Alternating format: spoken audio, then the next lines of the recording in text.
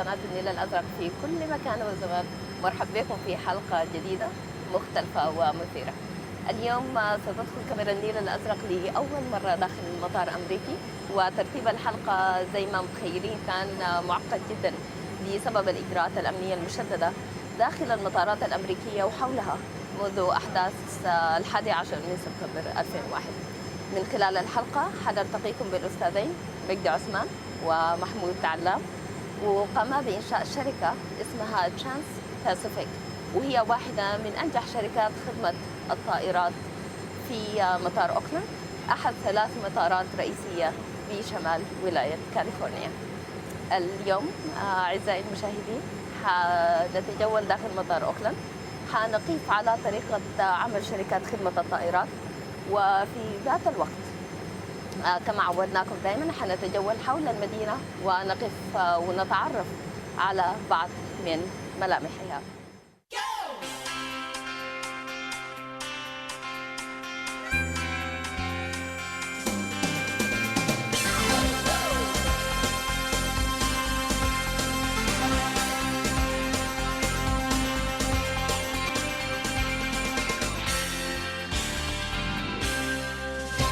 أعزائي المشاهدين مرحبا بكم، ونحن الآن أمام مطار أوكلاند، أحد 3 مطارات عالمية في منطقة سان فرانسيسكو الكبرى.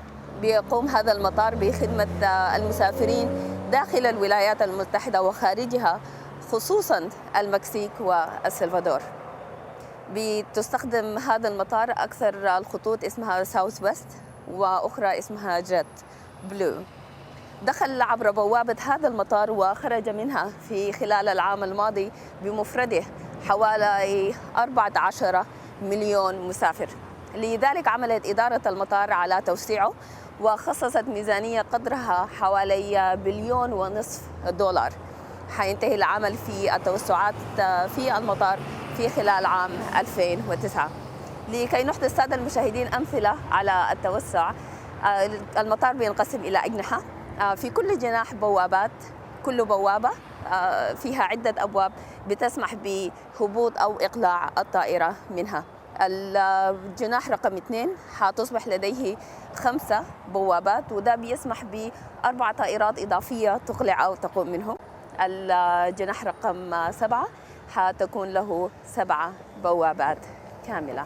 بحسب الإحصائيات الرسمية لإدارة المواصلات الأمريكية، ففي الولايات المتحدة بمفرده ما يفوق 19,000 مطار.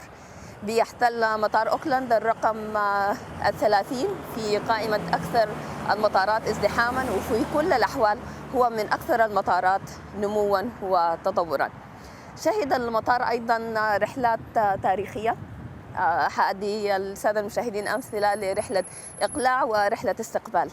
رحلة الاستقبال كانت للطيار الأسترالي الشهير تشارلز سميث، وهو أول من قام برحلة مباشرة ما بين الولايات المتحدة وأستراليا. رحلة الإقلاع كانت للكابتن الأمريكية الشهيرة إيميليا إيرهارت، وبتعتبر إيميليا من الرائدات في مجال دخول المرأة لمجال قيادة الطيران، وساهمت في تمكين المرأة من أجل دخول هذا المجال. لذلك أنشأت منظمة اسمها 99 لتقديم يد العون والمساعدة. قامت إيميليا في عام 1937 بالقيام حول رحلة حول العالم، وأقلعت من مطار أوكلاند لتختفي الطائرة فوق المحيط الباسيفيكي. لم يحثر على إيميليا مباشرة، وظلت مفقودة حتى الإعلان عن وفاتها في يناير 1939. حندخل الآن إلى المطار أعزائي المشاهدين، فتابعونا وكونوا معنا.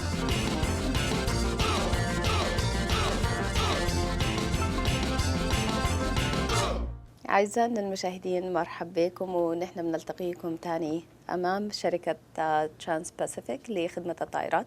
حندخل لنلتقي بالأستاذ مجدي عثمان والأستاذ محمود علام. أول ما بندخل بنلتقي السكرتيرة. Hello. Hi, welcome. How are you? Good. My name is Gara. We're from Blue Nile TV in Sudan. Okay. My name is Jessie, and I'll be addressing you to the boss over here. Are they nice bosses or no? Yes, of Tell us. course. They're very nice. Everybody here gets along very well, and we all You are. can tell us they're not here. Oh no, I'm serious. Let me go ahead and take you. Thank you. ندخل دي باين صالة الاستقبال. هندخل نشوف المكتب جوا. السلام عليكم.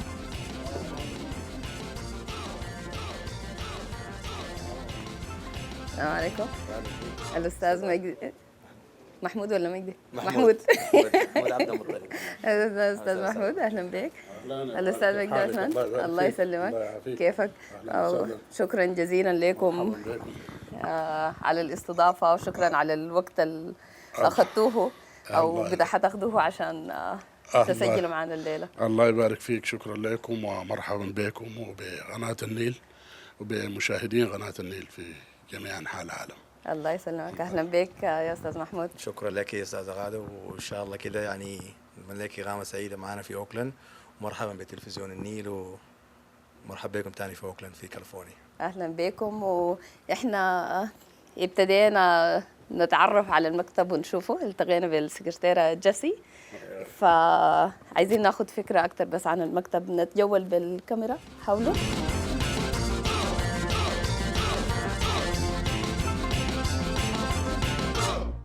Hi, I'm Gara with Blue Nile TV. Antonio, your name? My name is Antonio. I'm one of the supervisors. How long you've been working here, Antonio? Like around 7 months. 7 months? Yeah. أنطونيو شغال هنا له 7 شهور وواحد من المشرفين الشغالين هنا. And you are? I'm Karen. Your I'm name? one of the supervisors. I've been working with the company for 2 years. For 2 years? That's a long time. How did you stand those guys? Well, I met him when I first started doing Azteca, and ever since then I've been part of the team. Well, Karen شغال هنا له 2 و you like the work here? I enjoy it. Yeah. You enjoy it? What type of work do you do? I'm the supervisor. I'm in charge of receiving the flights and attending the flights, and basically we do everything, all the service.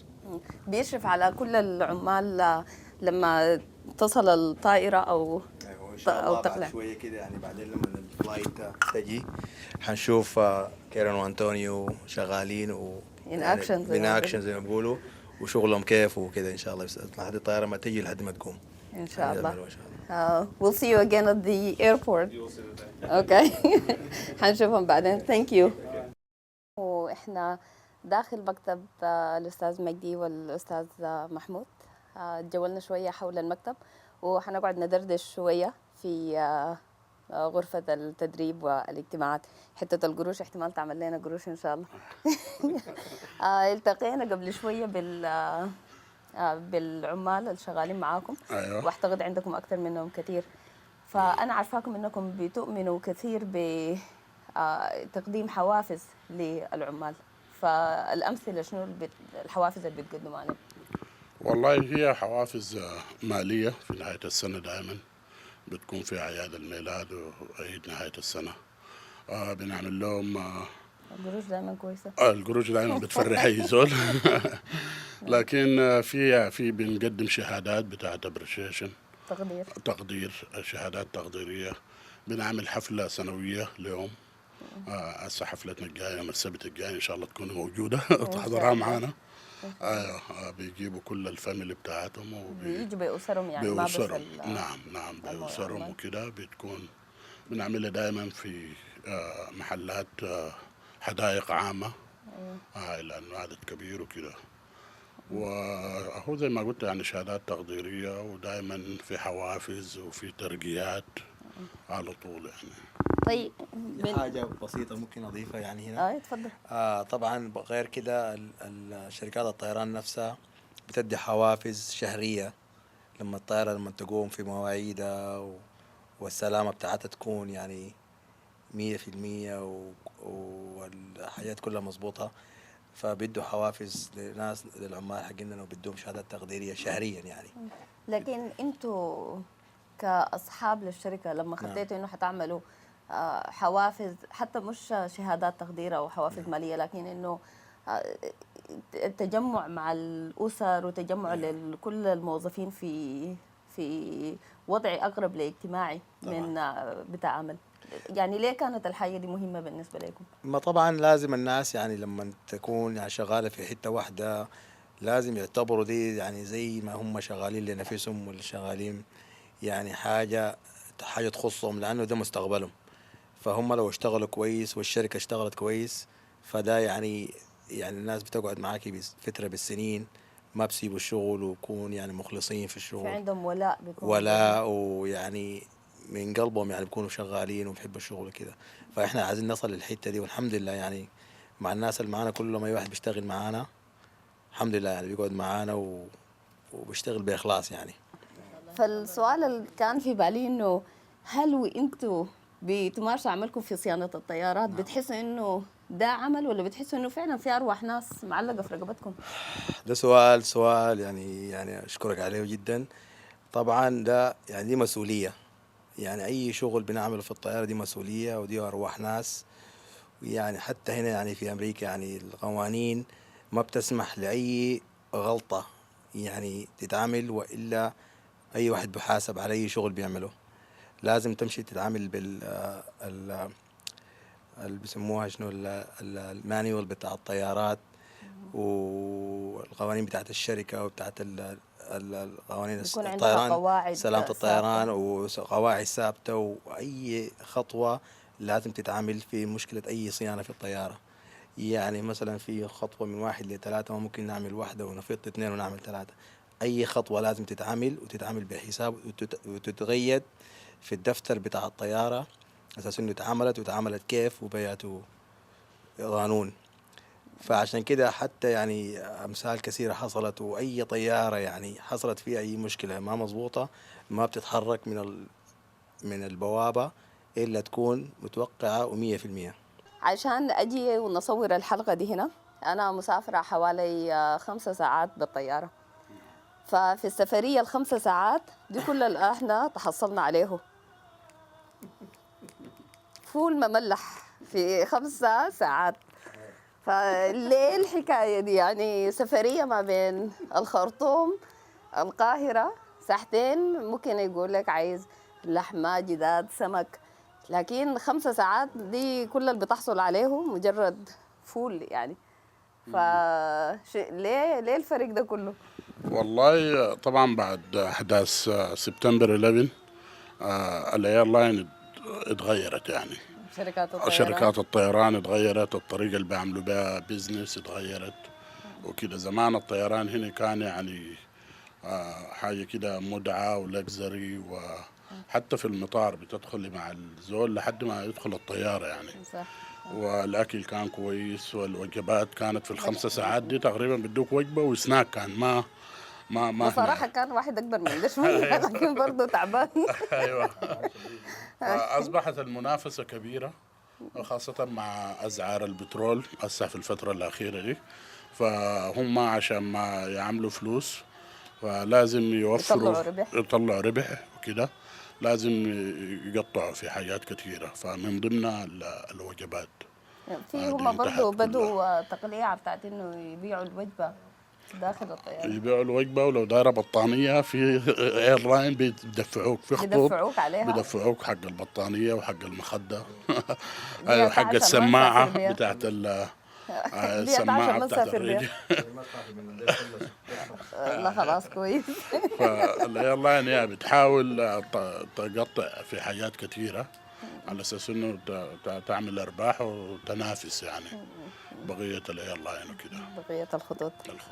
طيب دي كانت وقفة سريعة مع الأستاذ مجدي والأستاذ محمود. حنمشي ونلف حول المدينة وندخل المطار ونشوفهم عملهم في الحقيقة وهم بيشتغلوا فعلا كيف. فنمشي هناك وخليكم معانا ومتابعين.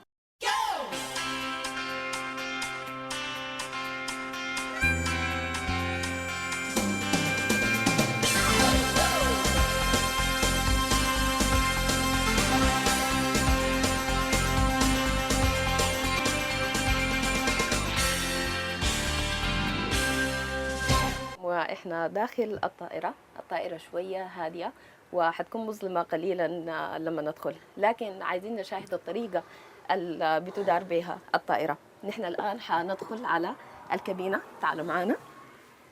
نحن الآن داخل معنا الأستاذ مجدي مرة ثانية. أهلا بك يا أستاذ مجدي. الله يبارك. ومعنا الأستاذ. Hello. Hello, good morning. Good morning. Your name? Eduardo. Eduardo. فيا ريت تورونا كيف الطيارة أصلا بتشتغل من البداية. نعم. في الأول بندور البطاريات بتاعت الطيارة. في بطاريتين دي ايرباص 320. بطارية نمبر 1 وجونا تيرن، بطارية نمبر 1 وبطارية نمبر 2.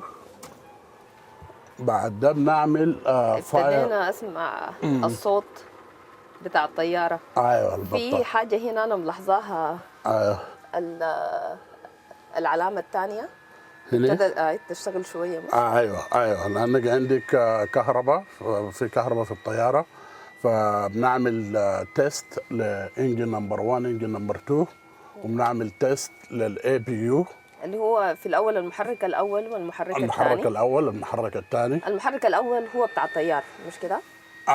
المحرك الاول هي حاجه في الشمال طبعا ريفير للطيار. أيوة. الكابتن. أيوة. اي حاجه للثانيه نمبر 2 للمساعد الطيار. أيوة. لكن طبعا هي الطياره نفسها فيها محركين، وفي محرك صغير اللي هو ده بيدينا الكهرباء اللي احنا دايرينها لما نكون في الجراوند. أيوة. فهنعمل تيست، فاير تيست، ميك شور انه ما في هنا. we'll hold it. It's okay. And then we'll do طيب ما المفروض تفضل منورة؟ engine number 2 معناته is good، يعني معناته كويس.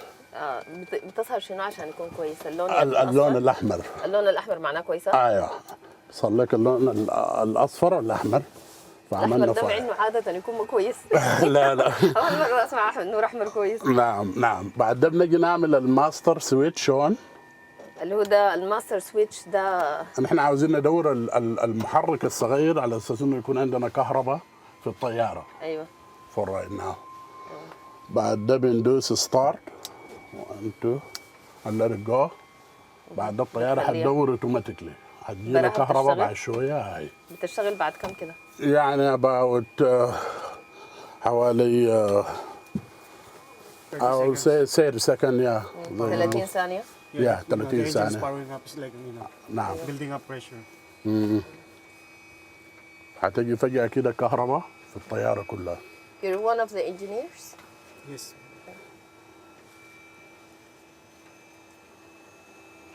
هو واحد من المهندسين اللي نعم، واحد من هنا. المهندسين الشغالين معانا هنا.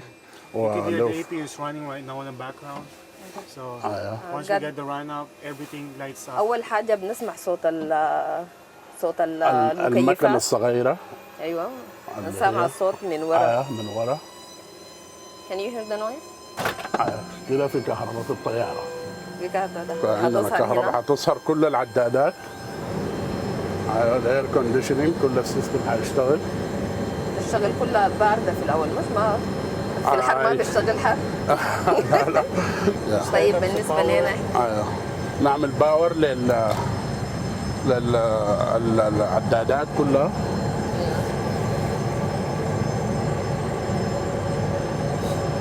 المفروض تصهر. بدأت في دور بعدين الخطوة الثانية.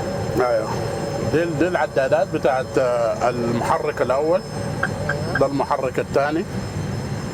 دي هنا عندنا الكابينه كلها. ايوه. عندك الباب بتاع الكابينه واحد من الباب. هاي دي مخارج الطوارئ هي اللي ابتدت تظهر برضه.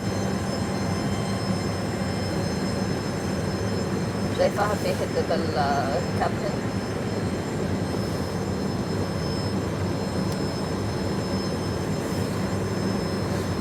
الزر ده بيعمل في شنو؟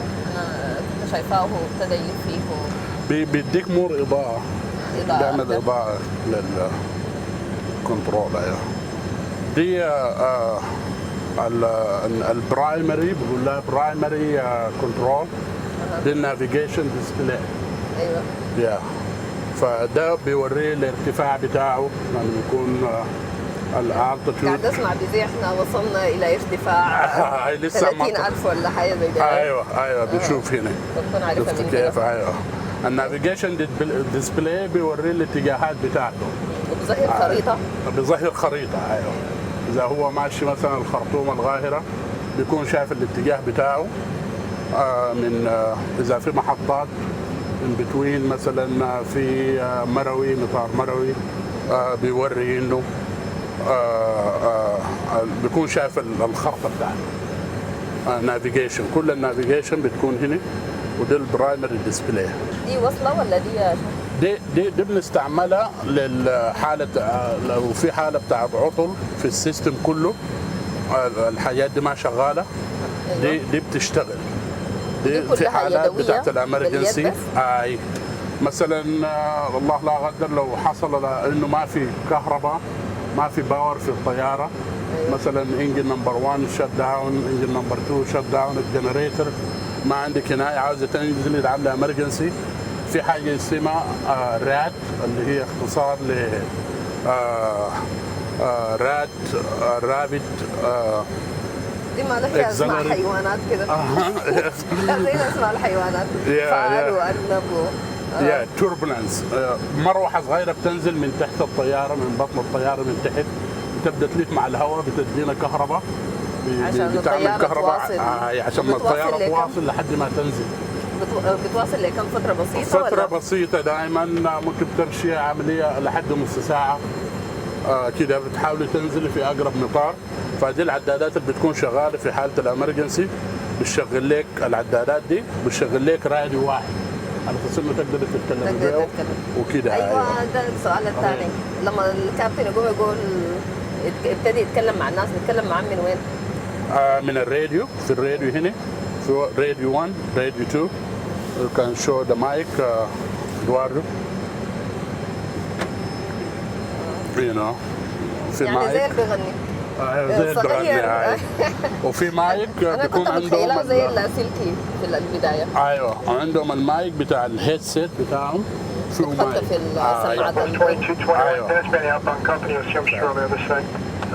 السماعات.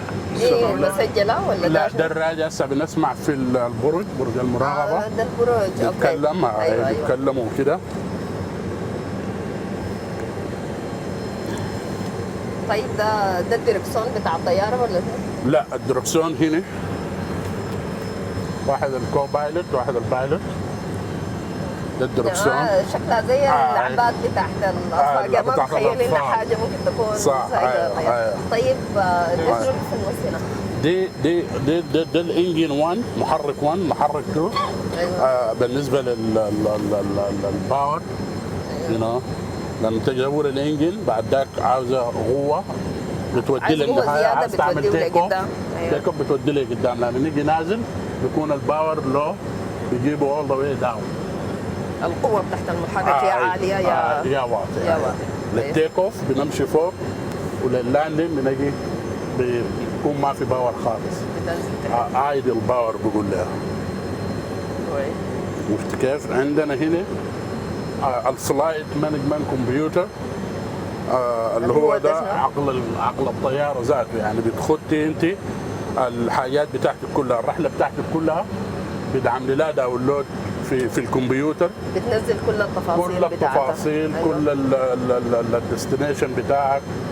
ماشي من سان فرانسيسكو لنيويورك في محطات بتخط الارقام بتاعتها. محطات وين وانت طاير فوق؟ ده بالنسبه للنافيجيشن سيستم. الطياره طبعا عشان ما تعرف اتجاهاتها ماشيه من بوينت 1 لبوينت 2. هنا في رقم معين من نقطه لنقطه ثانيه. ايوه. في راديو سيجنال مثلا 120. ده لسه صوت برج المراقبه. برج المراقبه بيكونوا شغالين تتكلم مع ناس ثانيين في الجراوند. ايوه. الحركه بتكون مستمره الوقت كله. ايوه بتخط معلومات كلها في الكمبيوتر. وبعد ذاك بتخط الاوتو بايلوت. الطياره بتمشي براها يعني لان اي شيء في الفلايت مانجمنت كمبيوتر بتكون مبرمجه. بتكون مبرمجه. ما بالبايلوت ما بيعمل اي حاجه غير انه بس يعني يراقبوا يشوف اي شيء. لكن يعني لما الطياره تكون قايمه بيستعمل المحرك، لما الطياره تكون نازله بيستعمل المحرك. ايوه غير كده السفريه بتكون مبرمجه جاهزه بتكون يعني. مبرمجه ايوه. طيب لما تكون في محطات فوق بتكون كيف معلمه مثلا، ولا بتكون عندها ارقام بيعرف يوصلها كيف؟ بيكون عندها ارقام برج المراقبه بتدي الفلايت بلان. الفلايت بلان فيه كل المحطات، مثلا من هنا لنيويورك في 7-8 محطات بتدي المحطات دي. بتكون عندها اسماء ولا بتكون عندها اسماء وعندها ارقام. الراديو سيجنال مثلا 120.1 اسمها يكون فيكتور، واحده يكون اسمها شارلي 130. فالطياره ما كلها اسماء رجال كده. الناس دي ما محترفين بحقوق المرأة ولا شيء؟ ايوه ما سمع لي اسم واحده لسه. ايوه ف لا محترفين بحقوق المرأة. نمشي ناخذ اسم المحطات. ولمعلوماتك طبعا عندنا طيارة هنا سودانية بالله مع ساوث ويست وفيلي عبد الجليل هنا في اوكلاند. المهم بيكون من الطيارة بتعرف من محطة لمحطة نافيجيت، يعني بتمشي للمحطة دي بتتبع السيجنال، بعد ذاك تمشي للمحطة الثانية المحطة الثالثة لحد ما تصل لنيويورك. بعد ذاك بيستلمك برج المراقبة بيديك المعلومات انك تنزل وين بالضبط، تنزل وين وتكون في ارتفاع وكذا ويا سرعة وكذا. ده بالنسبة للفلايت الحاجة اللي عارفاها انه استاذ محمود برضه كان بيتكلم معايا على الصيانة تحت الطيارة، انه دائما بتكون موثقة وبتكون مكتوبة وجاهزة، فعايزين نشوف انتوا بتوثقوها كيف. بالنسبة في بعض الأعطال عندك الكتاب ده اللي هو بيقول له طبعا بالاسبانيش MAL اللي هو مينيمم اكويبمنت ليست. في حاجات ممكن يحصل فيها عطل والطياره تصلح فيما بعد، يعني الفلايت تستمر وتصلح فيما بعد. في حاجات لازم تتصلح، لو ما تصلحت الطياره ما بتطلع. مثلا الراديو، يعني عندك 3 راديو، عندنا راديو هناك للأوبزرفر وعندنا راديو 1 راديو 2. اذا كان في واحد فيهم عطلان ما مشكله، عندك بخط في كاتيجوري سي عندك 10 يوم عشان ما تصلحيه. اللي هي دي كاتيجوري سي، يعني عندك القائمه سي مثلا او رقم 3. ايوه دي معناها انه عندك كذا يوم. نعم. او 10 يوم عشان تصلحها. ايوه في حاجات اللاسلكي مثلا الطياره ما بتقوم نهائي من غير ما تعملها. في ايتم طبعا ما بتقوم نهائي خالص. لو في مشكله في المحرك، يعني محرك لازم يكون عندك الطياره دي عندنا محركين زي ما قلنا، انجن 1 انجن 2، فلازم الاثنين يكونوا شغالين.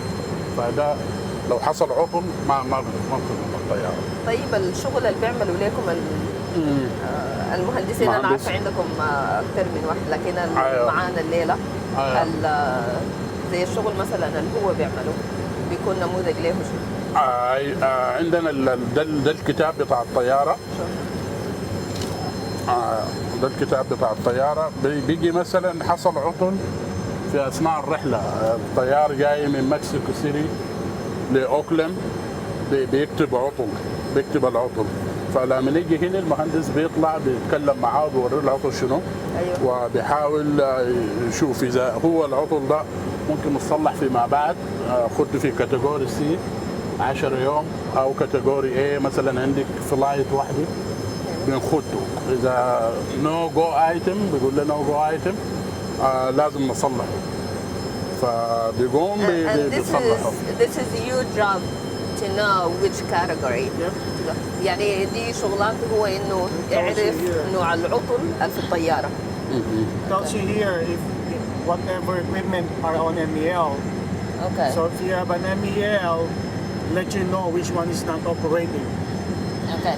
So ديل هنا انت مسجلهم على اساس يتعرفوا اي واحد لازم يصلح واي واحد ما يصلح. يعني انا شايفه هنا كاتيجوري مش كده؟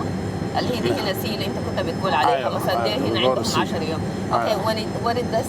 The D, you need to do something So maintenance action needs to do something. Maintenance. Is it immediately؟ Yeah. طيب mechanic مثلا مثال لما تكون دي معناها انها لازم تتعامل حالا، ودي شغلانة المهندس انه ومسؤوليته انه يعرف كل حاجة. طيب اذا لا قدر الله يعني المهندس اخطأ في انه يعرف اي قائمة تتخطى فيها العطل، لا دي حاجه بيزك ما ممكن تحصل. يعني المهندسين هنا كلهم مدربين تدريب كامل، ودي حاجه بسيطه يعني من ابسط الاشياء انه المهندس المفروض يعرفها. هل في زول ثاني بيجي بيتاكد من الحاجه؟ في اي خطوط عندها مينتنس كنترول سنتر.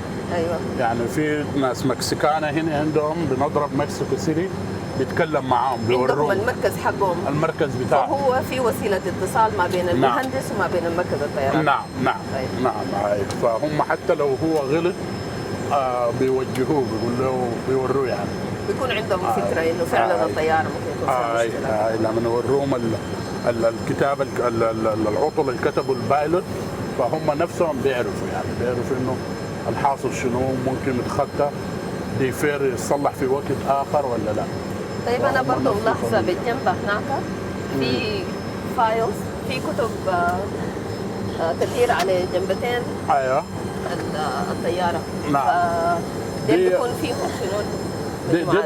دي للطيارين دائما، للكابتن والسيرفيس اوفيسر اللي هي ايوه اللي هي بقول لها كاكبيت اوبريتنج مانوال.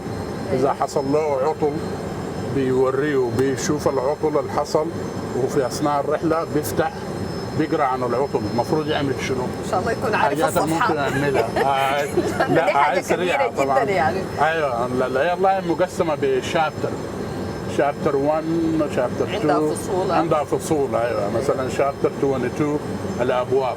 طيب انا ملاحظه برضو حاجه ثانيه قبل ما نطلع من الكابينه. هنا ده كرسي الكابتن. ايوه هناك في الكرسي مساعد الكابتن. هنا بنلقى فيه كرسي اضافي. أيوة. فالكرسي ده وظيفته شنو هنا؟ الكرسي ده وانا اعتقد عنده طريقه معينه انه ينزل، لكن فائدته شنو هنا؟ اللي هو الاوبزرفر سيت، يعني ممكن لو في زول عاوز يتابع مع البايلوت، مثلا بيكون عندهم الشيف بايلوت مرات بيعملوا لهم بيطلعوا معاهم الرحله. أيوة. بيشوفوهم بتاع ناس الطيران زي ما تقول الاف اي الطيران المدني. أيوة. عاوزين يطلعوا برضه بيكونوا قاعدين هنا. اذا الطياره مليانه وفي زول من اللي بيشتغلوا في الايرلاين نفسها، اذا كان طيار او كان مهندس او كان مضيف، ممكن يركب يبغى كده. كويس. احنا اخذنا فكره كويسه جدا عن الكابينه، وحنرجع ورا نشوف باقي الطائره. يعني اوكي فالى هنا.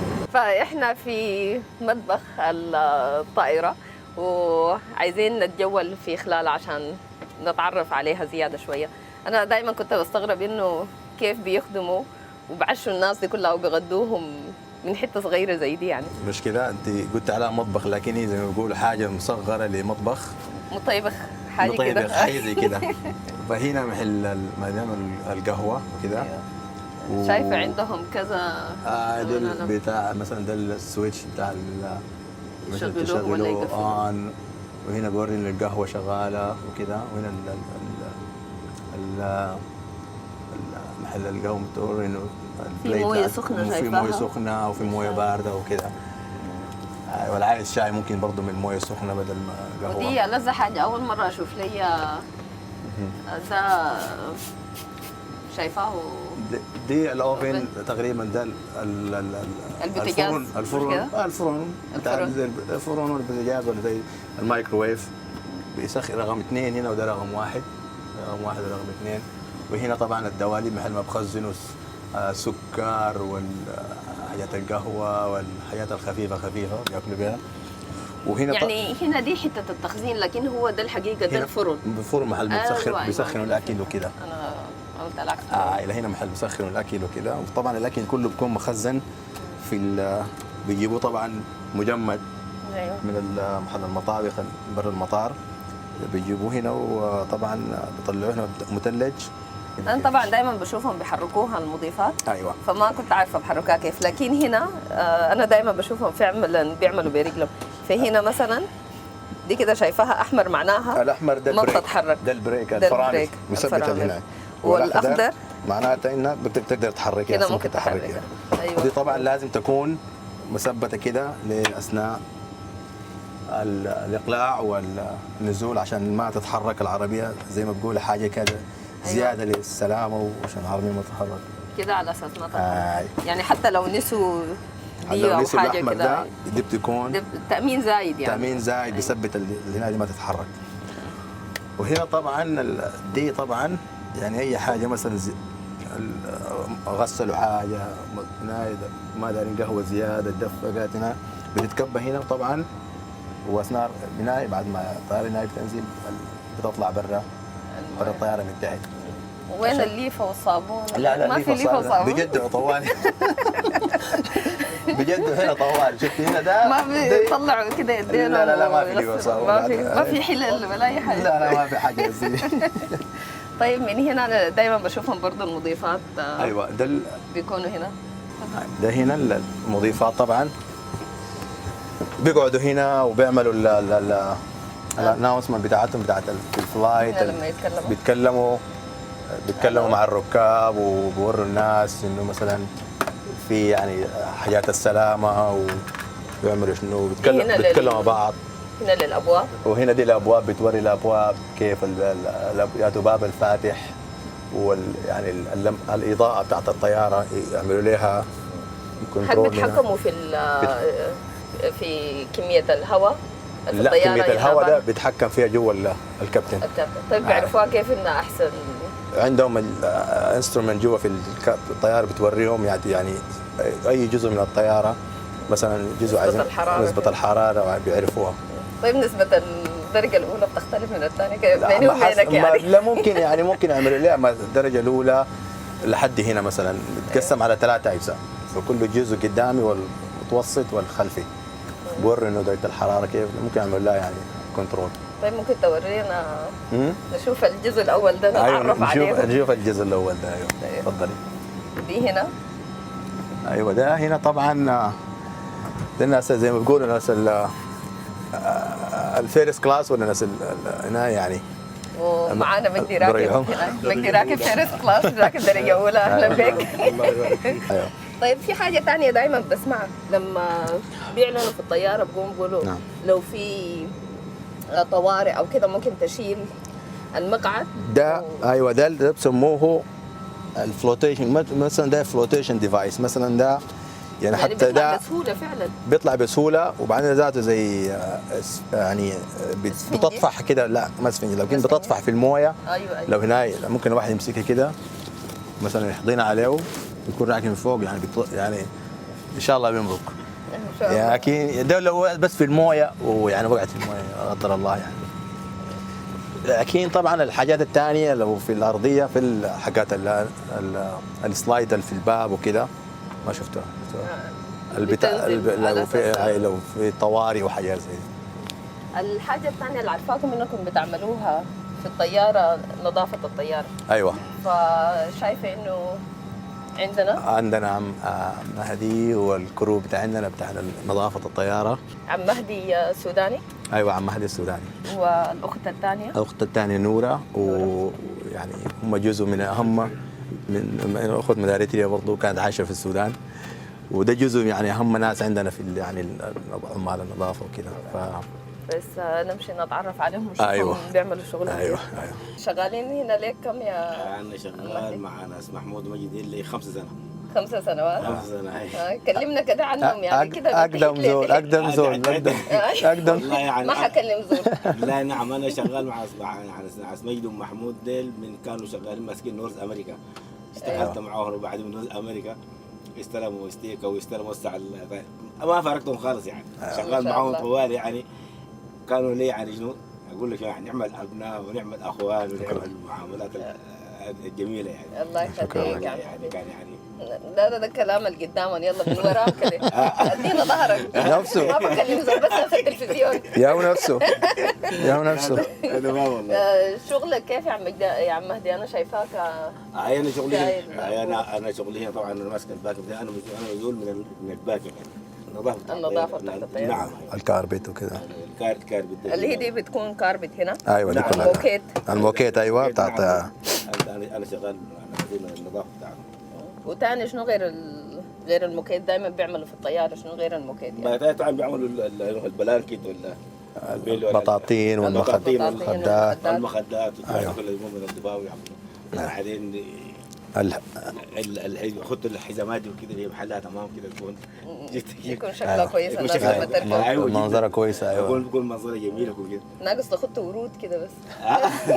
بالفضل ايوه. إذا ما زي الورود صح. ايوه إذا ورود. والله صحيح شكلها حلو. إذا شكلها حلو. أيوة. والله كمان الجماعة دي الشغل ده نقول في السودان كمان نشتغل هناك.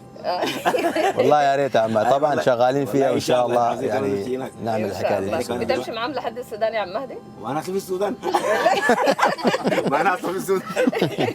ايوه ان شاء الله كده ربنا يوفقهم ويوفقك كمان ان شاء الله. جزاك الله خير. الله يوديك الصحة والعافية الله كده. يعافيك بارك الله فيك. بارك الله فيك. يسلمك.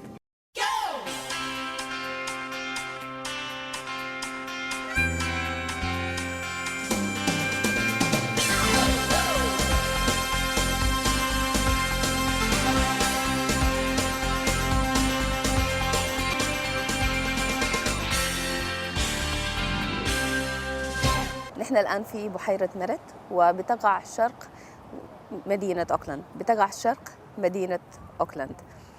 البحيرة زي ما انتم شايفين بتحيط بها الأشجار وبتحيط بها المباني السكنية من كل جهة. كانت البحيرة والمنطقة دي مملوكة لعمدة مدينة أوكلاند، وكان اسمه دكتور سامويل ميريت. الدكتور كان بيطمح إنه يحول بعض أو جزء من ممتلكاته لتصبح مكان يستمتع به العامة. فقام في عام 1868 بدعم مشروعات لتنمية البحيرة، وبتعتبر البحيرة مهمة تاريخيا لأنها أول محمية رسمية معلن عنها في الولايات المتحدة الأمريكية، وكان ده في عام 1970. اليوم بنجد حول البحيرة طريق بيمتد لأكثر من 5 كيلومترات، وذلك لراغبي المشي ولراغبي الجري. أيضا بنجد حول البحيرة ما اسمه عقد الأنوار، وعقد الأنوار بيتكون من حوالي 3400 لمبة. أول مرة تمت إنارتها في عام 1925، ولم تنطفئ هذه الأنوار إلا في عام 1941، وكان ده بسبب الحرب العالمية الثانية. بعد نهاية الحرب حارب السكان لمدة 10 سنوات كاملة لإعادة الأنوار، ونجحوا سكان المدينة وعادت الأنوار للمدينة في عام 1983. ومنذ ذلك الوقت وحتى اليوم عادت الحياة في أسلاك الأنوار مرة أخرى. حنتجول حول البحيرة قليلا، فكونوا معنا.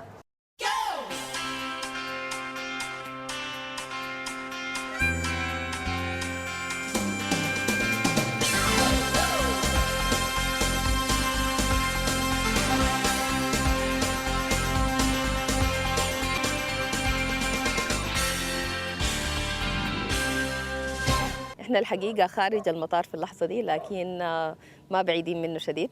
معانا الأستاذين مجدي ومحمود، فحنبتدي الأول بأستاذ محمود. احنا وين حس؟ احنا برا المطار لكن شايفينه ورانا. احنا في حته اسمها المارينا دي. طبعا لو عينتي وراك هنا بتلاقي الران واي، بدايه الران واي او الابروتش بتاع الطيارات في اللاندنج وكده. لما تقترب ان تهبط الطيارة. اي فبدا بوري انه حتى بيسموه الانسترومنت لاندنج سيستم بتاعت تنزيل الطيارات بالاوتوماتيك بيقولوا. اللي هي كيف؟ كيف انا عرفت انه طياره بتصل؟ فاول ما الطياره مثلا بتصل حته معينه فبتلقط الاشاره من الكترونيك سيستم هنا، بعد ذاك بتوري الطيار بالضبط هو حينزل وين ويأتي حته. ايوه، فبكون لساتك الطياره معروف انها تكون في حته معينه، في حته معينه، والمسافه من بده ينزل لساته ويجهز الطياره نفسها للنزول. وبعد كده ذات يعني حتى في جهاز في الطياره بيلقط الاشاره من هنا، بوريه حتى على الارتفاع، فبيبدا يعني بيقولوا من 100 فيت بيبدا الجهاز بيتكلم 100 قدم 100 ينزل قدم شوية. وينزل 80 و60 و40 لحد ما يصل ل 10. وبعد كده الطيار خلاص يعني نازل ولحد ما تبطل، لحد ما تنزل الواطه تاتش داون وتمشي كده يعني. احنا في جزء من الطيارتين اللي كنا شفناهم، نعم. في طياره بتكون مستنيه الاقلاع وطياره ثانيه أيوة. هبطت. فطبعا ده بتكون مسافه من الرانوي نفسه، بتكون في يعني كفايه انه تخلي الطياره الثاني ينزل والمدرج كله له هو بس للطياره النازله، فبدهم اولويه يعني المدرج لازم يكون خالي تماما لحد ما ينزل ويثبت الطياره، يفرمل ويطلع من المدرج نفسه، حتى بعد ذاك بيسمحوا للطياره الثانيه المستنيه تستعدل في الرانوي وتدخل بعد الاقلاع والتيك اوف. طيب أيوة. استاذ مجدي، الحاجه اللي انا عارفاها انه صوت الطيارات ده يعني عندك معاه حكايه قديمه جدا جدا، يا ريت تقولها لنا. ايوه نعم، انا طبعا اسكن مدينه كوبر. أيوة. فتقريبا زي 5 مايلز من الرنوي، 5 اميال 5 اميال من الرنوي. فالطيارات دي يعني بنوم بنسمع صوتها، بنقوم بنسمع صوتها، ونحن في المدرسه كوبر الابتدائيه برضه بنسمع صوتها. نسأل سنة كم ولا ما في داعي؟ لا ما في داعي سنة كم. ف يعني القصة دي بدت الانترنس بدا من الوقت داك. بقيت تكون فضولي أكثر إنك تعرف، فضولي أكثر أعرف عن الطيران وكيف الطيارة دي بتطير وكده يعني. أنا الحقيقة لما سمعت القصة دي كنت مستغربة. أيوه. لأنه دايما يعني زول لما يكون عنده تجربة ما كويسة تكون نايم وتصحيك طيارة بتخليك تكره الطيارات. هاي مشكلة. أنت بقيت بالعكس. أنا بس هاي بالعكس كنت يعني فيري فاسينيتد يعني. الحاجة دي كانت هاي جذبت انتباهي شديد، وابتديت أتساءل يعني. فحتى عندنا في منطقتنا في كوبر طيار لواء سرعته، فكنت دائما بيطلع كرسي برا، فبمشي بقعد يعني بزعله. المصيبة دي بتطير كيف والطيارة دي يعني كيف اتعملت وزيلة ليه يعني. زول كان عمري تقريبا 12 سنة بدأ الانترس بتاعي. لكن بقيت تكون عايز تعرف الطيارة بتقوم كيف وبتنزل كيف. نعم عاوزة تقوم كيف، وعاوز أصل يعني أكون قريب لها. في موضوع الصيانة ده بالله ما حاولت حاجة تنقص الصوت ده شوية. صوت المحرك. هسه التكنولوجيا طبعا التكنولوجيا موجودة تطور اتطورت وكده، لكن طبعا في الأول في نهاية السبعينات كانت شوية الأصوات مزعجة، فكانت بتزعجنا وبعدين مخيفة يعني، لأنه نحن كنا في الفاينل أبروش يعني خلاص عجلات نزلت أي شيء نزل بتاع، فكانت شوية مخيفة يعني. مزعجة مخيفة، لكن برضو اكسايتد يعني. خلتك مبسوط بيها برضه يعني. طيب احنا عرفنا حكاية مجدي علي الأقل يا محمود. فأنت موضوع الطيران ده كان عندك فيه رغبة من زمان ولا جيته؟ لا دي طبعا يعني حتى أنا في البيت يعني دي حاجة يعني يكون الناس البيت كلهم عارفينها، يعني أي حاجة بتبوظ في البيت وعايزة تصليح فأنا اللي بصلحها. بتصلحها ولا بتبوظها زيادة؟ بحاول أصلحها زي ما بقولوا. فحتى يعني قصة قصيرة كده، لما كنا صغار والوالد كان يعني كل يوم خميس بيخلينا نغسل العربية المرحوم. فأنا كان شغلي أنا مثلا بشوف المكنة بتاعت العربية زيوتها كيف والإناية كيف، لازم أتأكد من الحكاية دي كلها تمام. فده كان شغلانتي في العملية بتاعت الغسيل ونظافة العربية. أخواني الباقيين كانوا بيغسلوا عربات، بيغسلوا عربية وبيعملوا حاجات ثانية. حسب المناسبة دي الطيارة فيها برضه بتتأكدوا من الزيت وكده ولا ما؟ لا طبعا لازم. في العدادات كلها في الطيارة فعندها نسبة معينة، لا تصل يعني نسبة معينة يعني تكون فيها في كمية الزيت اللي فيها. فدائما دائما بفضلها تكون مليانة عشان يعني اللوبريكيشن وكده بتاعت الانجن.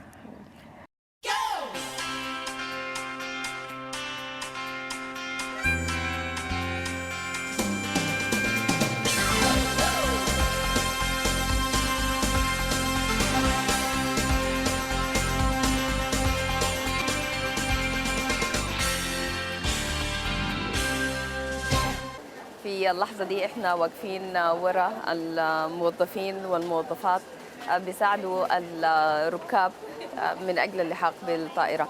احنا دائما متعودين انه بعد ما المسافر يقدم الورقة للحجز ويقدم الجواز يمكن بياخذ التذكرة بتاعته، وبعد كده العفش بيتخطى فيه السير، ومن السير بيدخل وتاني ما بنشوفه إلا وبنستقبله في السير في مطار تاني والمكان اللي احنا وصلنا له. لكن بحكم انه احنا لدينا إذن ندخل المطار فحنتجول وحنتابع الحقائب لحد ما تصل على الجانب الآخر. كونوا معنا.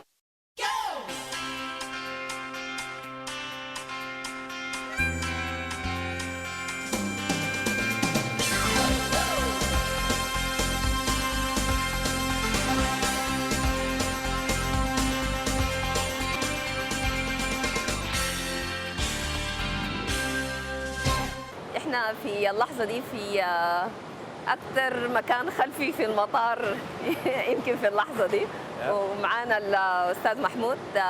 هنا طبعا الطيارات واقفة في الحتة شوية مزعجة والصوت عالي، فحنحاول نتكلم بصوت أعلى. احنا وين حسا يا محمود؟ احنا هنا تقريبا محل الشنط، لما الباسنجرز لما الركاب بيعملوا التذاكر بتاعتهم وبينزلوا شنطهم بتمشي يعني السكريننج ولا بيسموها التفتيش. ايوه، والتفتيش بقى قاسي جدا، تفتيش حاجه رهيبه جدا، وطبعا كلها يعني بالاكس راي بيشوفوا جوا الشنطه في شنو، والاجهزه الحديثه، وحتى بعض المرات بيفتحوها بيشوفوا جواه شنو، عايز يتاكدوا. بيحطوا لك علامه كده يقول لك فتحنا الشنطه. ايوه، وعادي في حاجات علامات وكده. ايوه، وبعد كده بينزلوها بتجي بالسير من ورا الكاونتر ولا محل التذاكر، والعمال بتاعنا الرام ولا بقول لهم يعني عمال بتاعنا الشنط بيخطوها بينظموها حسب الحته اللي ماشي عليها الراكب. فطبعا في كم عربيه، في كل حته عربيه بيكون بوري انه الراكب ماشي وين، فبرصوها ومن هنا بتمشي الطياره. طيب احنا الساده المشاهدين دائما الناس اللي بيكونوا مسافرين بيجيبوا قدام الموظف بتاع المطار وبيدوه التذكره. ايوه، واخر حاجه الشنطه بشوفوها لافه في السير. ايوه، ثاني ما بيعرفوا اللي حصل عليها. بتجي بنستلمها من هنا، وبعد كده بتتخطى في الحته اللي ماشي عليها الراكب، وبتمشي على الطياره. طيب احنا من هنا هنحاول نشوف هذه واحده نازله، هذه واحده اثنين يجوا نازلين. طيب الملاحظ انه بتجيب براها وبعد كده العامل لما تجي هنا شنطه نازله مثلا هم اوتوماتيكلي شايفه اوتوماتيكلي بيزحوا مع بعض، اوتوماتيكلي ما يضربوا في بعض. ايوه، عشان ما يضربوا. في مسافه بين الثانيه والشنطه الثانيه والقبل. شايف المسافه دي المسافه تقريبا. انا شايفه هنا العامل بخط ما بين عربيتين.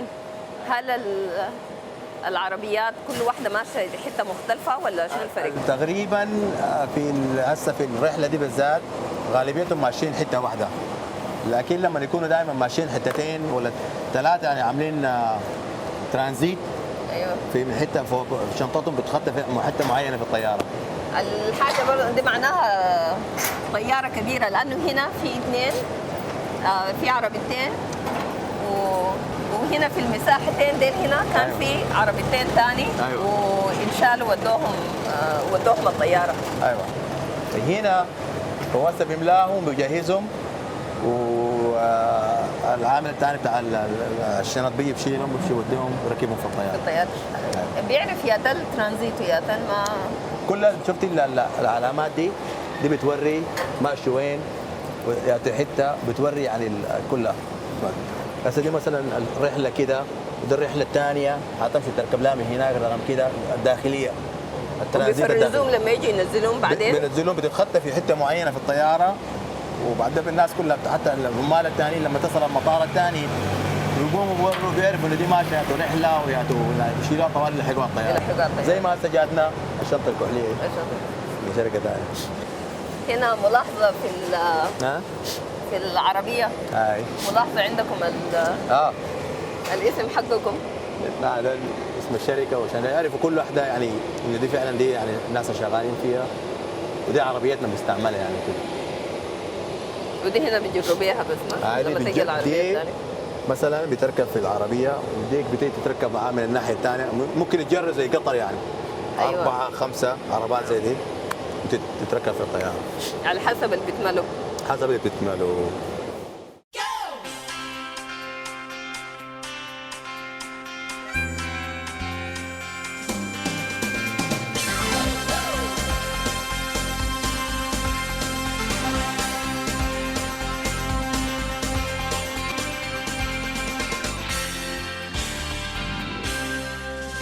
أعزائنا المشاهدين مرحبا بكم ونحن في ميدان جاك لندن. جاك لندن هو كاتب ومؤلف أمريكي شهير ورائد في مجال الكتابات الخيالية، وهو أيضا أول كاتب بيتقاضى أجر عالي بسبب موهبته في الكتابة فقط. ارتحل والد جاك عن الأسرة عندما كان في العاشرة من عمره وتربى في كنف والدته، لكن كانت بتعاني من الكثير من الأمراض المقعدة. كان أهم حدث في حياة جاك هو اكتشافه للمكتبات العامة في عام 1886 وصار بيقرأ وبينهل من الكتب. أهم قصة أهم قصة أثرت في حياة جاك كانت رواية سجينة، وكاتبتها المؤلفة الإنجليزية الأصل جويدا. القصة كانت بتحكي عن طفل إيطالي لم يتلقى قدر كافي من التعليم، لكنه نجح في حياته وعمل كمؤلف أوبرا واشتهر جدا. كانت القصة بتحكي عن طفل إيطالي لم يتلقى أي قدر من التعليم، لكنه في نفس الوقت نجح في حياته وعمل كمؤلف أوبرا وصار مشهور جدا. والقصة دي أثرت على حياة جاك وألهمته الكثير في كتاباته في رحلة حياته بعد ذلك. كان جاك بيؤمن أنه أفضل وسيلة للتغلب على الأعمال الهامشية اللي كان بيقوم بها هو أنه يتحصل على تعليم، فالتحق بجامعة كاليفورنيا عام 1996، لكن اضطر لترك الدراسة في العام التالي وذلك بسبب غلاء مصاريف الدراسة. كان جاك بيؤمن أنه أنسب وسيلة لتحقيق الأرباح هي الكتابة والتأليف، لكن في البداية لم يكن محظوظ لأنه كان بيتلقى حوالي $5 للقصة، وهذا الأجر ما كان بيكفي لتحقيق آمال جاك. ففي خلال عام 1900 ازدهرت الصناعة وازدهرت الطباعة وصارت المجلات في أيدي العامة، وبذلك فتحت فرص جديدة أمام جاك. أول أجر تحصل عليه كان ب $2500، وده كان أعلى أجر بيتحصل عليه كاتب لقصة واحدة في الوقت ذاك، واليوم بيعادل مبلغ $200,000. كان جاك لندن في أواخر حياته بيعاني من ألم شديد في الكبد، وكان بيتعاطى المورفين من أجل تخفيف المرض الذي استمر معه حتى وفاته في 22 نوفمبر 1916. اليوم بنجد أنه ميدان جاك لندن هو مزار سياحي عالمي بتوجد به الكثير من المحلات، بتوجد به الفنادق، المطاعم ومحلات القطار. حنلتقي في ميدان جاك لندن بالأستاذ مجدي والأستاذ محمود مستنييننا في الجانب الثاني، فإلى هناك.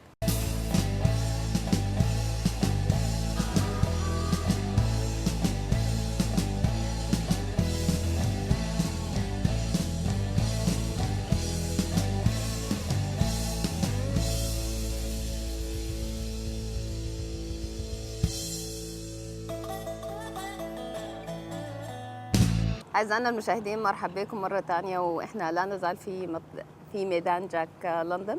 معانا الأستاذ مجدي ومعانا الأستاذ محمود، وبرا المطار فلو في أي طيارة ما قامت عارفين السبب منه.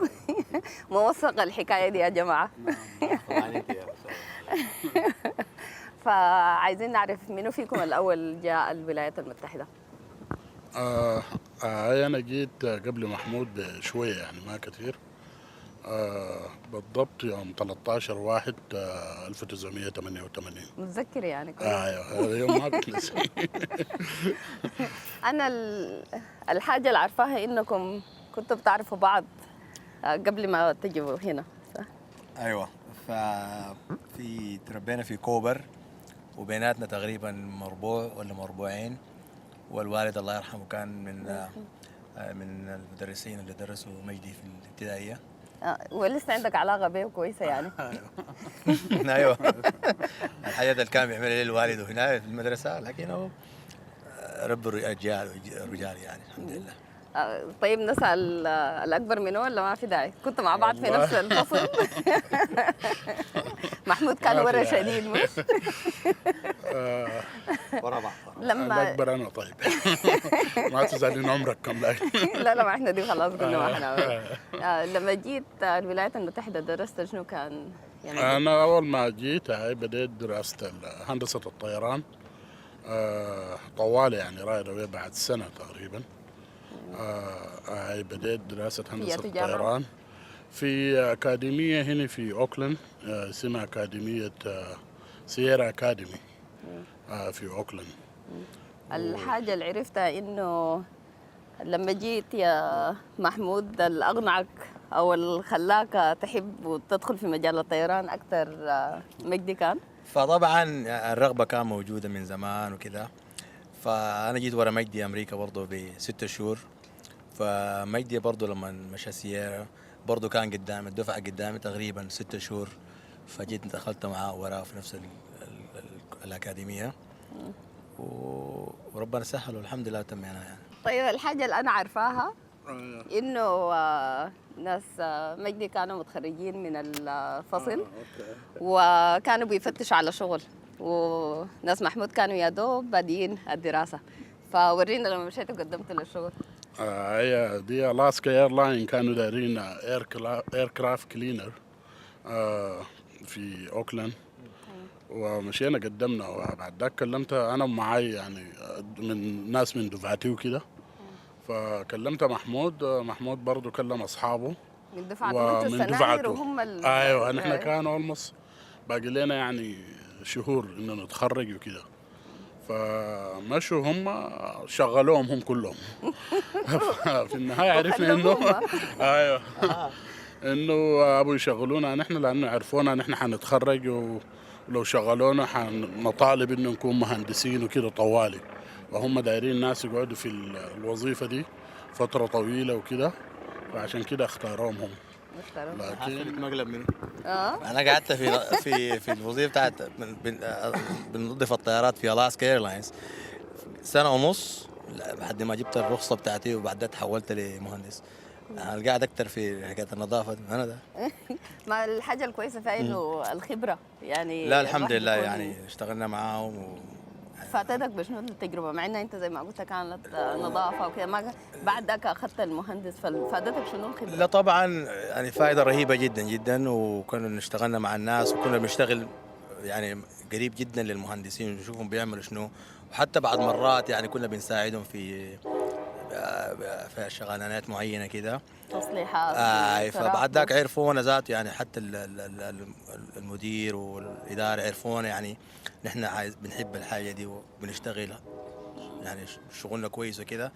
فالحمد لله يعني اول ما استلمنا رخصنا وكملنا القرايه حولونا طوالي وقعدنا معهم سنين الحمد لله. طيب في خلال الفتره دي يا مجدي هل انتابك اي احساس بانه وانت ما لاقي شغل في مجال الطيران في الوقت ذاك، هل حسيت انه الحاجه دي ما بتسوى ولا تعبت منها عايز تخليها؟ لا في الحقيقه ما تعبت منها، لانه زي ما قلت لك في الاول ده كان حلم يعني من زمان وكده، لكن كنت سعيد انه محمود اشتغل وكنت طوالي معاه يعني بزعل وهاي بتشتغلوا بتعملوا شنو الطياره شكلها كيف وبتاع. وحتى في الويكند كنت باجي معاه في الاجازات الاسبوعيه باجي بدخل معاه الهنجر جوا ناخذ صور ونشوف الطياره وكده. الهنجر دي مكان صيانه الطيارات وكده. ايوه. طيب من هناك كيف بدت الفكره بتاعت الشركه انكم تاسسوا لترانس باسيفيك؟ يعني من انكم اشتغلتوا حاجه في البدايه بعد ذاك ابتديتوا تشتغلوا مهندسين، كيف اتطورت العمل نفسه؟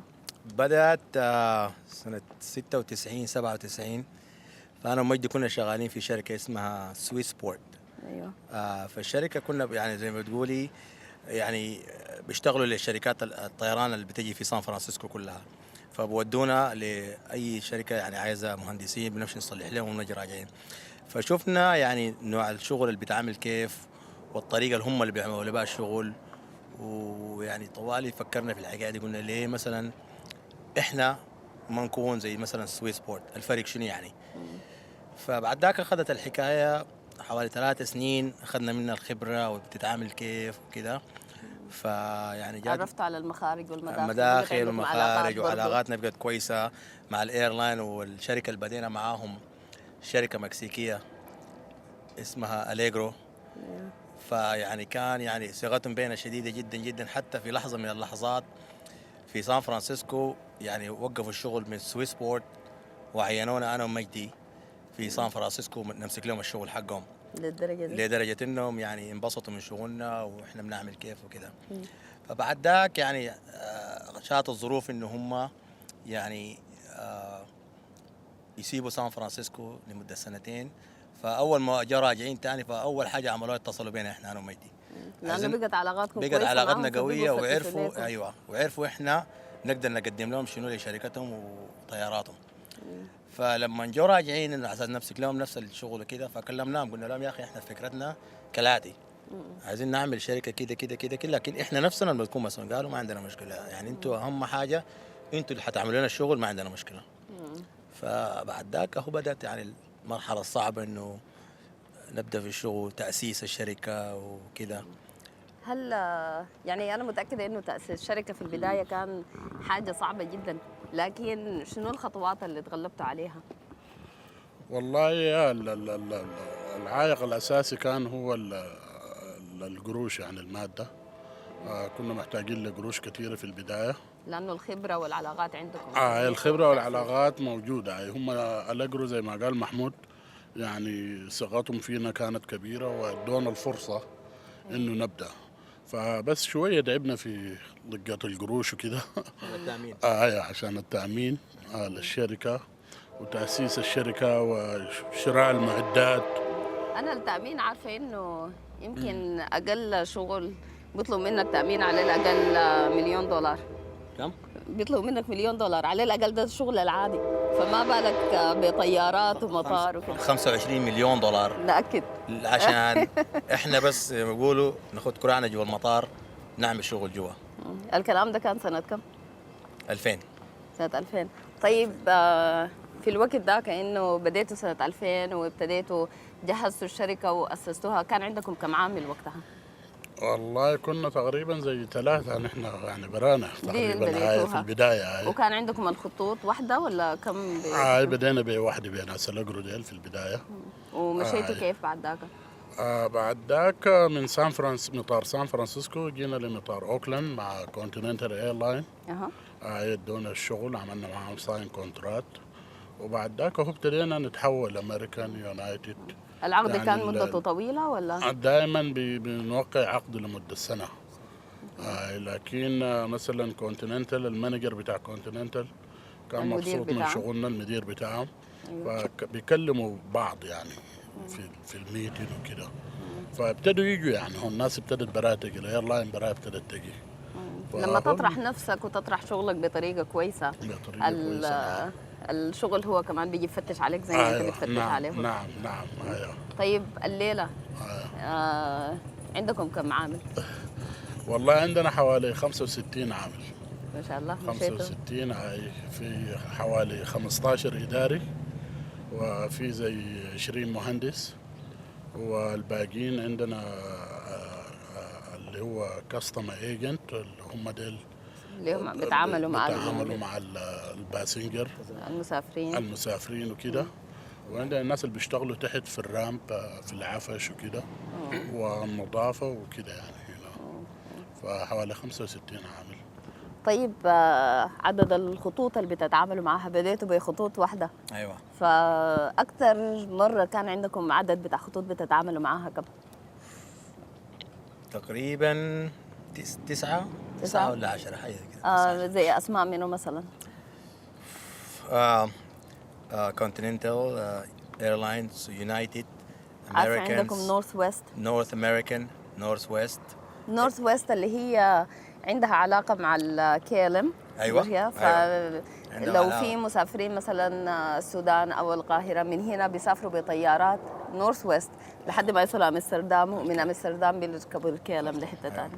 وعندنا ATA وعندنا ساوث ويست وعندنا جيت بلو و انترناشونال ايرلاين، عندنا مكسيكانا ايرلاينز وتاكا ايرلاينز. ديل اللي بيسافروا خارج الولايات المتحدة. ديل بيمشوا المكسيك وامريكا الجنوبيه السلفادور وكده. طيب الحاجة اللي قلتوها إنه بديتوا الشركة دي في سنة 2000، إحنا عارفين 2001 حصلت أحداث سبتمبر، فشنو من المشاكل اللي لاقتكم؟ والله طبعا هي أول ما بدأت أحداث 2001 كانت مشكلة يعني. هم طوال ابتدوا يراقبونا، وحتى ناس FBI يعني جو البيت قابلوا المدام خوفوها شوية كده 6 منهم. حول الله ولا قوة. جو طوال دخلوا لها في البيت وابتدوا يفتشوا وكده. وأنا بس يعني كان الحظ الكويس أنا كنت جاي البيت يعني حتى بدوا التفتيش من غير أيوة بيوروا إنه عندهم إذن ولا ما حتى ما محتاجين؟ لا حتى ما كان محتاجين إنه يوروا عندهم إذن وكده في هنا. فبعد ذاك جونا في المكتب برضه وكده، وكانوا مراقبيننا لفترة طويلة، وفي النهاية طبعا اعتذروا وعرفونا نحن يعني من بدري في البلد دي، وقرينا هنا واشتغلنا هنا وكده يعني. عندكم تاريخ. أيوة لكن انتوا صحيح بتبالغوا يعني عرب ومسلمين وماسكين صيانة بتاع الطيارات وفي واحد من مطارات أمريكا يعني. بقول لك حاجة يعني سبحان الله، يعني يوم سبتمبر 11 يعني لما حصلت أحداث سبتمبر، المطارات طبعا في أمريكا كلها قفلت تقريبا 7 يوم أيوه ل10 يوم. فالمطارات اللي وقفت كلها في مطار اوكلاند، ناس امريكان ايرلاين طياراتهم وقعت في الورد تريد سنتر ويونايتد، وكلهم كنا ماسكين لهم الشغل بتاعت الطيارات اللي وقفت في مطار اوكلاند عشان نعمل لها الصيانه ونعمل لها يعني زي ما بيقولوا يعني فحص شامل. فحص تقريبا كل اسبوع، لانه لازم الطياره تتفحص طوالي وكده. فيعني هم ادونا شغل، لقينا شغل يعني من الحمد لله. الحمد لله. والحاجة اللي عارفاه إنه حتى بعد كده تحصلتوا على شغل بعد ذاك كمان طوالي بعد يعني الحكاية يعني الطيران رجع زي ما كان عادي، وقعنا معهم سنة كونترات يونايتد وامريكان، ويعني الايرلاين كلها اللي تضررت من احداث سبتمبر. طيب الحاجة برضو اللي عرفتها إنه واحد من الناس اللي كانوا مراقبين المكتب أو مراقب مجدي ومحمود بعد ذاك اتعرف على محمود وذكر له معلومة. قال لك شنو كان يا محمود؟ فطبعا يعني قال يعني بصراحة كده احنا يعني كنتم مراقبين وكنا يعني خاتين عيوننا عليكم يعني 24 ساعة في اليوم. فبعد ذاك يعني حتى يعني عرفنا انكم يعني ناس تمام وناس نضاف وما عندكم مشكلة، فقلنا لهم حقوا مجهودنا ده يعني نودي لحتة تانية، والناس دي كويسين وما عندهم حاجة يعني. حتى بعد دخلوك؟ بعد دخلوا الحمد لله. الحمد لله. وإن شاء الله دائما ثابتين، وإن شاء الله دائما نظيفين وناجحين في الولايات المتحدة. دي كانت جلسة صغيرة أعزائي المشاهدين في ميدان جاك لندن. لسه قدامنا الكثير لنشاهده في مدينة أوكلاند.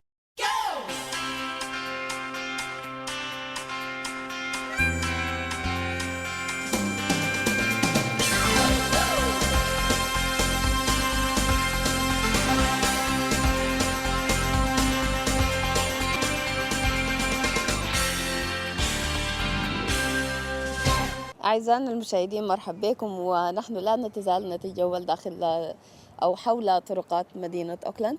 إحنا في مقاطعة اسمها فوستر هوفر في غرب أوكلاند، والمنطقة دي في فترة من الفترات كانت بتسمى مدينة الأشباح. في اللحظة دي ما شكلها مدينة أشباح، بالعكس فيها شكلها كثير من العمران والخضرة، لكن سميت أو أطلق اللقب على هذه المنطقة لعدة أسباب.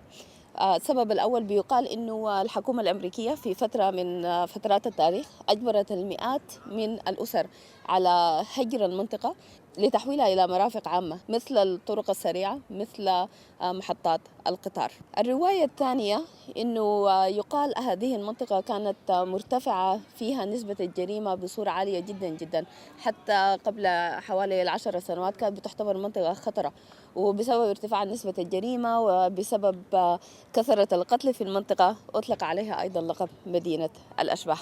اليوم بنجد الكثير من البرامج لمساعدة الأطفال بالذات والاهتمام بهم والنهضة بهم.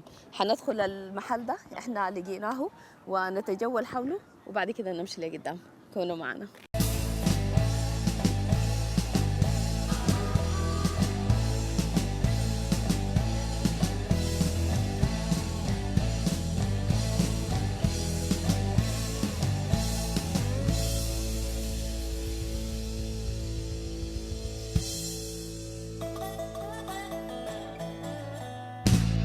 We are from the Blue Nile Television in Sudan, in hello. Africa. Hello, And Africa. Thank you for letting us in. For sure, for sure. So tell me, why did you decide to do this work here? Right. So this is for the kids first. It's for the kids in the community. This community here has a rich history. Like the Black Panther Party used to start right here. They used to hold a lot of their rallies right at this site. And I was looking at different places to build a skate park and art center, and this site here was just perfect for it. There's a community, so many of our kids in our community are picked up skateboarding. They love the sport. It's not really a team thing. They can do it individually and challenge themselves. And we figure of all places, this is the most perfect place for it. هو كان ذكر حاجة مثيرة، قال إنه حزب النمر الأسود كان بينطلق من المكان ده، وحزب النمر الأسود على فكرة كان في المنطقة دي في مدينة أوكلاند، كانت منطقة خطرة جدا، ولما نرجع للتاريخ البعيد بنلقى إنه كانت فيها عنصرية برضو كثيرة. فعلى حسب تاريخ المدينة كان في حوالي في عام 1900 أول الستينات 62 63 كان في حوالي 661 ضابط شرطة أبيض مقارنة ب 16 ضابط أسود فقط. فكان في كثير من المشاكل العنصرية في المنطقة، وفي 2 من الطلبة قاموا بإنشاء حزب النمر الأسود لمحاربة العنصرية وانتهاكات الشرطة البيضاء تجاه السود. ففي المكان ده قرروا إنه يعملوا Is it like a park or is it like a playground? Oh no, this is going to be a skate park. This is a pretty serious skate park. The whole site, it's a wonderful park here. Baseball, basketball, swimming, tennis courts. The whole place. The whole place is the historic Infirmary Park in West Oakland. Yes, okay. But we have a site, and then we're going to build our skate park and art center here. Okay. فهنا في المنطقة دي حيعملوا حاجة اسمها skateboard. Could we show the skateboard and how it actually goes? I know they ride on it. They ride up and they go back down and they go Down. back and forth. Yeah, this make some acrobatics moves. And If they're professional, they can do that type of thing. This is called a mini ramp. Okay. This area here, you see this on such popular events like the X Games, really popular show all around the world. And usually they do their thing. They fly out, but we got to teach the kids first. And this is not actually open yet. No, it's not open. We're in construction now. We're probably about 2 or 3 weeks away from opening. والملعب لسه ما فتح، يفتح فيه خلال أسبوعين 3. Sure, thank you. We appreciate it. thank you very much. Mike. I appreciate it. Pleasure. Thank you. Pleasure. Thank you. Yes.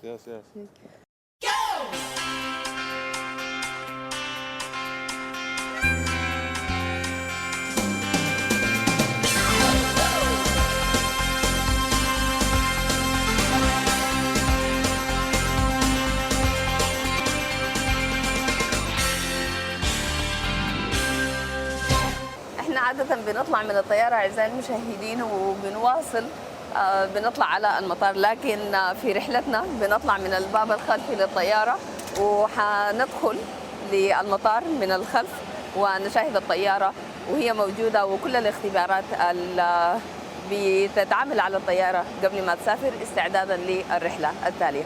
يلا بينا. And we aim to entertain you.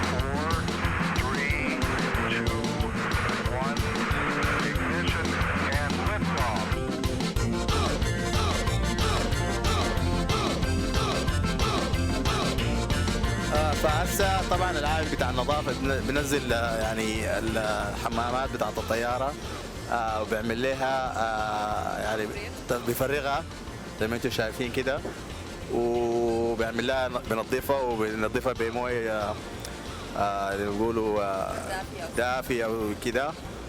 يعني زي العمليه كلها اللي بتحصل كده يعني في الطياره في نظافه الحمامات بتاعت الطياره. بتمشي في حته مخصوصه في المطار لتوصيل للحاجات زي دي حقت الحمامات بتتفضى فيها. ولو لاحظتي تحت هناك في مكتوب عليها الدمب فالف، ده تحت هناك محل توصيله بتتفرغ هناك في محل مخصوص لمحل الطياره. يعني هنا بتتوصل عشان تتفرغ جوا، هنا بتتوصل تتفرغ جوا، ومن هنا تحت بتتوصل عشان تتفرغ تحت. بتتفرغ في مخصوص للطيارات في المطار.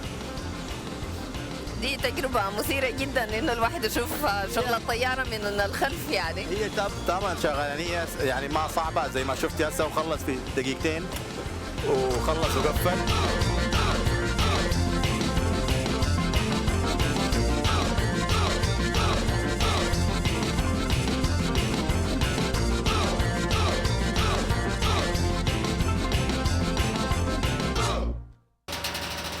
يعني زي ما شايفين يعني من الطيارة ما تجيف، يعني أي زول عنده أي اختصاص وشغال فيه ولازم في خلال ساعة ولا أقل من ساعة لازم الطيارة تكون جاهزة الرحلة بتاعتها الثانية تطلع.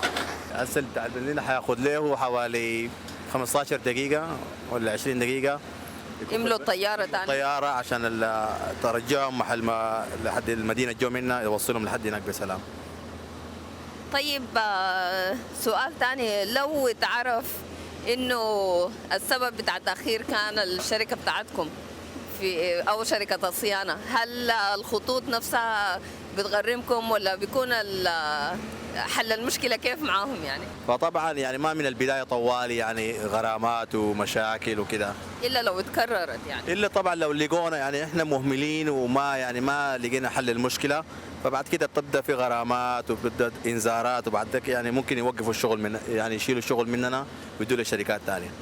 في كم زول حصل النظافة يا محمود؟ انت شايفه في 1 2 3 5 انفار، وعندهم حوالي 15 دقيقة عشان يخلوا الطيارة ترقش يعني. خلوا الطيارة تلمع، عندهم 15 دقيقة. حتى انت لو شايفة ما في زول واقف وكلهم ما شاء الله يعني شايفين شغلهم، كل واحد عارف بيسوي في شنو.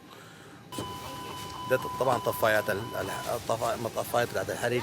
طفايات الحريق طبعا لو في حريقة في الانجن لازم يكون في الطفاية بتاعت الحريق، فبيعمل لها امتحان هنا والاختبار عشان متأكد انها شغالة، ولو لا قدر الله حصل حريق في الانجن انها تشتغل طوالي من غير اي مشكله. فطبعا ده جزء من الشغل انه نختبر الاجهزه دي كلها نتاكد انها شغاله.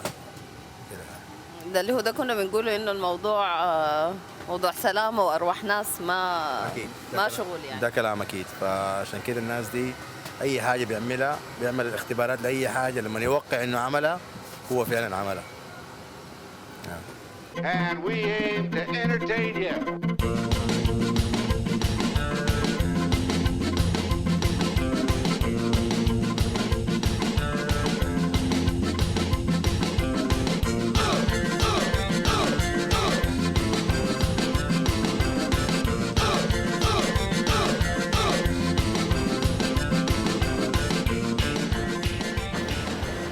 دي الفرامل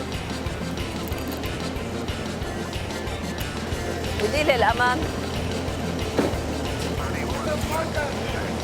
في واحدة مربوطة هنا وموصلة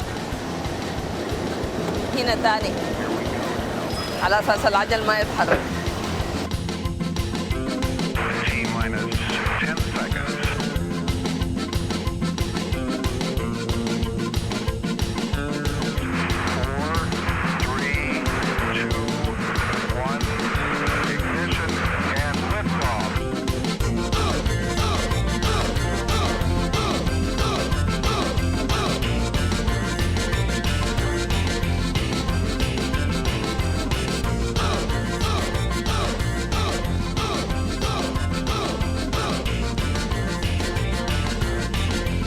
احنا لا نزال داخل المطار، الصوت والازعاج، الطيارات كثيره من حولنا. لما الطياره نزلت في البدايه حاولنا بسرعه انه ناخذ لقطات، لكن حنحاول نشرحها بهدوء شويه مع محمود. الطياره لما تنزل الكابتن يا محمود بيكون فوق وما بيكون، والطياره عاليه طبعا. وفي خط معين هو لازم يجيب فيه طبعا. فبيكونوا في ناس وظيفتهم يوجهوا الطياره للجناح او البوابه اللي حتكون فيها. ايوه. فهي اقرب للغه الاشاره، كلها لغه اشارات عشان متبادله بين الكابتن والعامل الواقف يوقفوا بالضبط وين عشان البوابه تيجي على باب الطياره. انا شفت الطياره لما تكون متحركه العامل بيحاول يلفت انتباهه انه احنا هنا. طبعا. فطبعا المطار هنا شويه يعني كان فيه عمليه بتاعت صيانه وكده، فغيروا الخطوط كثيره بشكل او بتغييرات شديده حصلت فيها، فبيقوم فلازم يوريه هو البوابه حقت وين. طبعا هم بيكونوا يتكلم مع البرج والاوبريشن، طبعا البوابه رقم 1 مثلا الليله. فطبعا العامل بتاع الوقوع وقف، فطبعا بيأشر له وبيقول له احنا هنا يعني يوريه. ايوه. فطبعا بيكون في واحد مساعد، 2 مساعدين له، واحد في كل جناح للطياره عشان يتاكد انه واقف جاي في الحته المخطوط فيها. طيب فلما ينبهوا يقول له احنا هنا، الطياره بتلف وبتجي. طيب بعد كده الخطوه الثانيه شنو؟ بعد كده بيبدا المرحله بتاعت انه يأشر له يوريه تعال تعال تعال تعال تعال تعال تعال تعال. مثلا لو يعني لو طلع من الخط شويه مثلا شمال، يقوم بيتحرك يده الشمال بيعمل له كده، معناها امشي على الشمال. امشي على يدك الشمال، انت طلعت من الخط. اول ما يجي في الخط المفروض يجي فيه، فبيرجع ثاني بنفس الاشاره كده وبيواصل في التقدم في نفس المستوى. لو على اليمين بيأشر له يقول له امشي يمين، امشي يمين لحد ما يصل في الخط. بعد الخط والنقطة المفروض يجيب فيها. طبعا في كل طيارة عندها مكان معين بتجيب فيه عشان البوابة لما تيجي تنزل فيها. المفروض في كل طيارة مثلا كان اير باص ولا بوينغ، فبواصل في لحد ما يجيب الحتة المفروض يجيب فيها. بعد كده بتديله الإشارة إنه يجيب. لما وقف بتديله الإشارة بعد ذاك إنه يقفل المحرك. دي كده يعني اقفل المحرك. خلاص كده وصلت المحرك. ايوه. بعد الاشاره اللي بعد كده بتكون اللي هي بوريه انه اللساتك طبعا ثبتت بيسموها اسمها تشاكس. ايوه. وقف اللساتك عشان ثاني ما تتحرك، فبيقوم الكابتن بيديه اشاره انه الفرامل فكاها. وبعد ذاك الاشاره اللي بعد كده حتكون انه اداهو الباور اللي هي دي شنو؟ اللي هي الكهرباء بتاعت البوابه، بدل ما يستعمل الكهرباء بتاعت الطياره يدي الكهرباء بتاعت البوابه كده، يرفع عليه الاشاره كده زي يقولوا التي. ايوه. بعد كده الكابتن بيشوف الاشاره دي ان البوابه الكهرباء جاته، فبيفصل الكهرباء من الطياره وبيقفلها وبيخلي اي حاجه على كهرباء البوابه، وبينتهي على كده وبيخط المؤشرات بتاعته لحد ما يستعملها الطياره اللي بعديها. بعد كده يستعملها للطياره اللي بعديها وبعد كده او بعد الطياره لما تيجي ترجع بعد كده ثاني بيكونوا في 2 ماسكين له الاشارات بيوروه انه على اساس يرجع لورا المره دي وكله تمام. ما في حاجه حيضرب الجناح ده ولا حيضرب. لكن لغه مثيره جدا ولغه جميله، يعني زي فعلا هي لغه اشاره. انت بتتعامل معه كيف غير بالاشاره؟ يعني المفروض تكون لغه، انا باقي بتكون لغه عالميه، يعني حتى لو طيار روسي جاء امريكا المفروض يكون بيعرف كده، ولا هولندي جاء على امريكا. الاشارات دي كلها متعارف على دوليا. حتى لو مشيت السودان المفروض بنفس المستوى اللي بيحصل شنو، مع اختلافات بسيطه خالص، لكن بصفه عامه وعموما يعني الاشارات واحده. لغه عالميه، لغه عالميه معروفه بين الطيارين والعمال في الارض انه يوجهوا الطياره تمشي تجيب وين وكده. جميل جدا، شكرا لك يا محمود.